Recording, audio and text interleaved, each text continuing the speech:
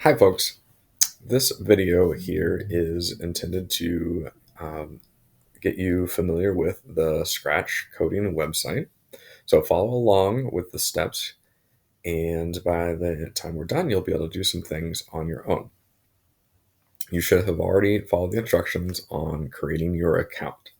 So at this point, you can have this Scratch coding environment document open to help you with some of the vocabulary and just getting oriented with the environment. And then back on the announcement, you'll need to click on the link to this Scratch project. When you open a Scratch project that someone else has shared, it will take you to a screen that looks like this. And you will want to click the button that says See Inside, and you'll also see a button that says Remix. You want to click the green Remix button, so that will give you your own copy, just like with a Google Doc. So we're going to go see inside. And when you see inside a Scratch project, you're going to see a few areas of the screen. You've got your stage over here, where the actual results of your code are going to be displayed. You have the area for the actual code here in the middle. And then you have all the commands that you can use over on the left. And you can see that those are categorized. Down at the bottom, you can see the sprites that we have in on the stage right now. So I have a drum and I have two drumsticks on the screen. And you can write code for each of those things. So if you click on them, you can see that I have written different commands for each of these sprites. And that's what all the figures down here are called in general, as sprites. To run a Scratch program, typically you just hit the green. And for this one, you'll see, well, rather you'll hear that I programmed in just some drum beat stuff to start with. So when the green flag is clicked, all the code that has a green flag on it, that says when green flag clicked, here, here, here, all that code is being run when I click that green flag. I also have some code on the drumsticks that says if the left arrow is pressed, then it's going to do some commands. So go ahead and try that out. Press the left arrow, press the right arrow, because the other drumstick is controlled with the right arrow. And when you do that, that triggers an action. So not everything has to happen when you click the green flag itself.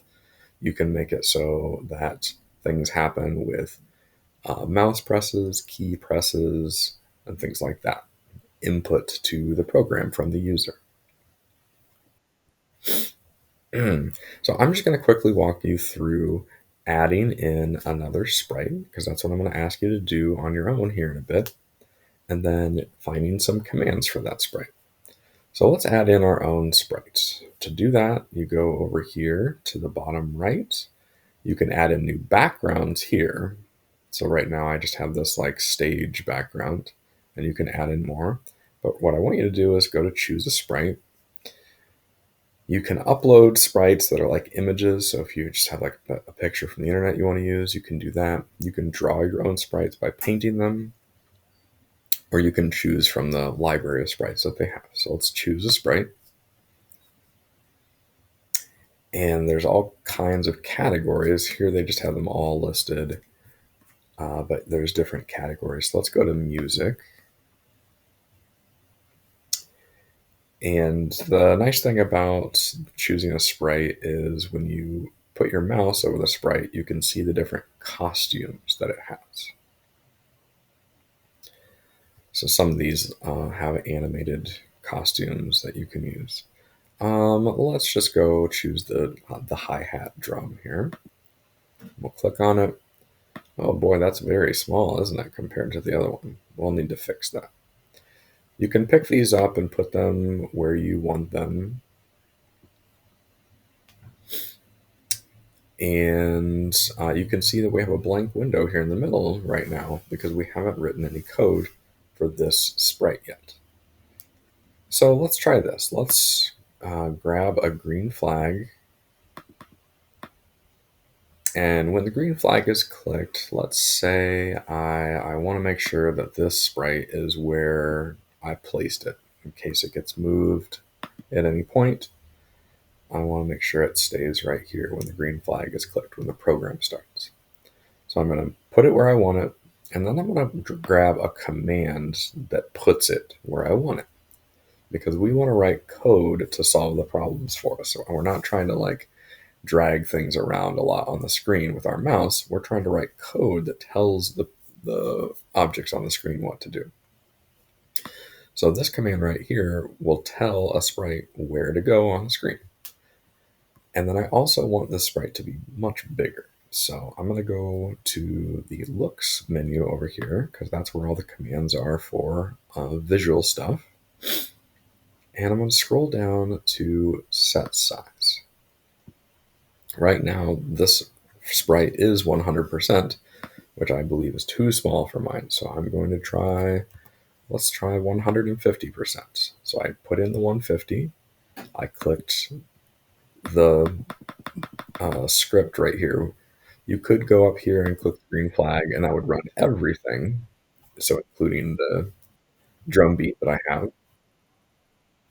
But if you just want to test an individual script, which is what I call these, they're just scripts, you can click them individually. And when a script is running, you can see that it is highlighted in yellow. So you can, like on this drumstick script, you can see it's currently running. So if I hit the left arrow, it will run.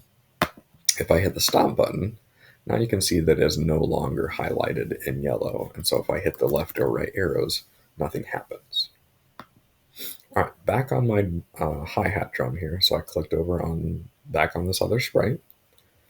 I have it at a bigger size now, which I'm good with the 150.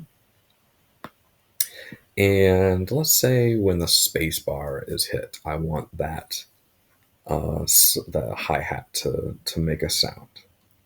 So what I'm going to do is let's just do this through the same way that I did it with the hi-hat or the drumsticks. So I'm going to grab a forever. And this is just a repeat block that says I'm going to keep doing this as long as the program is running. And then I'm going to grab this if block and put it inside the forever because all the time what I want to do is I want to check to see if they hit the space bar. And then in sensing is where all the user interaction stuff is. And there's this one that asks, is the space bar being pressed? I'm going to grab that. I'm going to put it inside here. And this part's a little tricky. You have to make sure that you drop it in exactly the right spot. So try that a couple times, just putting it in there and taking it out, putting it in. All right, so what do we want to do when the space bar is pressed? Well, I'd like to see the little animation thing. So again, that's going to be in looks. And let's see, we need something with costumes. You can see there's a costumes tab up here at the top. Go ahead and click on that right now. And this has two different costumes, one like this, and then one with just the little lines there. And we can go back to the code tab. Those are just the three tabs across the top here. And when I press the space bar, I want to switch costumes, yes. So let's switch costume to the costume B. And I also want to switch back to the original costume. So I'm going to switch this back to costume A. So click the drop down here and choose A. But if you do that and run it, you won't really see the costume change because there's no wait time in between the changes. So it changes to B, changes back to A immediately, and it happens really fast, and you can't see that it happens. So to fix that, we can go to Control, and we can put a wait in here. We can literally tell it to pause in between the two commands. So we're going to switch to the costume B, pause for just a second, and switch back to costume A. And by just a second, 1 second's a really long time. I'm going to do like 0.2, and we'll test that out. So that's a decimal, 0.2. So I'm going to click this script, and I can see that it's running. I'm going to test the script. And every time I press the space bar, you can see that the hi-hat does change costume with the little lines over top. But of course, we don't want just the costume change. The most important part is the sound. So let's go find a sound. Oh, this sprite comes with a sound by default. I clicked on the sound tab at the top, and I can test the sound. You can add more sounds right here. If you don't like that hi-hat sound, you can go choose a different sound. And there's the sounds have categories as well. So there's like percussion sounds. So maybe you want a gong sound instead.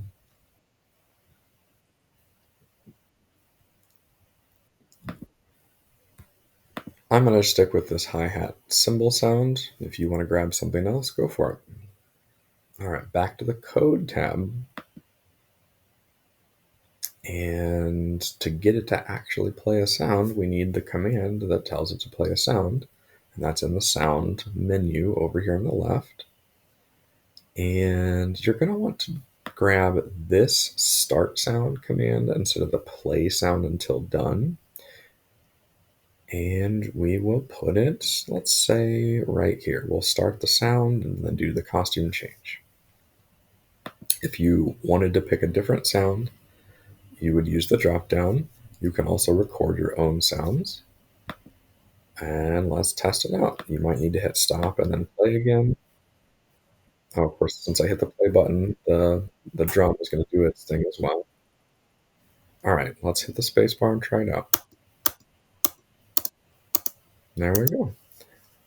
It's playing that. So I could make a whole band and include guitars if I wanted to with different keys. I think that's it for right now. So what we've learned today is you can add in new sprites. You can write code for those sprites to get it to do what you want it to do.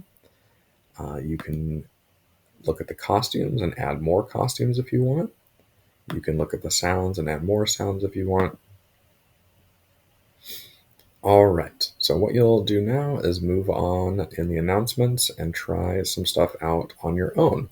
When you're trying your stuff out, you will be making a new project. So what we want to do right now is we want to save our current project. And again, if you haven't clicked that green remix button, do that, and that'll save a copy of this. If you don't click remix, you're going to lose everything that we just did. So I'm going to click save now, and I'm going to go file new to make a new one. Or you can go back to the scratch menu and click create.